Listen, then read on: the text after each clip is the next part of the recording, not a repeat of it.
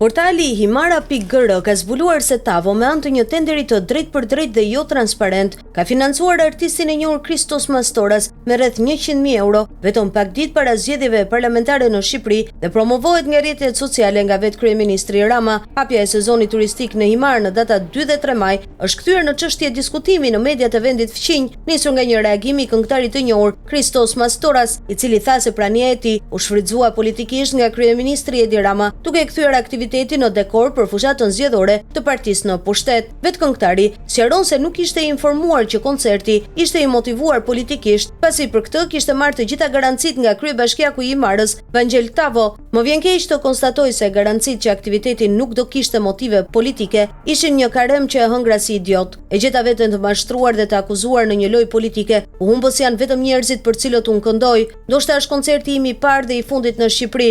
Për çfarë dhe pushto, është hiti më i përjetshëm i të gjitha kohërave, shkruan ai. Mastoras sqaron më tej në reagimin e tij se këngëtari theksoi se kishte patur shumë presion për të kënduar në koncert dhe se vendosi të marrë pjesë me kusht që honorari i tij të shkonte për shtëpinë e fëmijëve në Dropull dhe Spitalin e Fëmijëve të Tiranës, ku ai vetë ishte shtruar kur ishte i vogël. Megjithatë, fakti që kryeministri i Shqipërisë e përshëndeti fillimin e eventit, por gjithashtu kaloi kaq shumë kohë duke promovuar koncertin në mediat sociale, ngriti pyetje edhe më të mëdha mbi përdorimin për qëllime elektorale të njerëzve të ftuar në këtë aktivitet, për cilin Bashkia e Himarës shpenzoi më shumë se 100.000 euro. Madje mediat e vendit fqinj kanë kryqëzuar edhe kryebashkiakun e Veriut të Korfuzit, të cilit kryeministri Rama ju drejtua me elozhe gjatë aktivitetit në fjalë, aq më tepër kur organizatori i eventit ishte Vangel Tavo, i cili për Athinën zyrtare është një kryebashkiak i emëruar politikisht nga Edi Rama pas burgosjes së Fredi Belerit.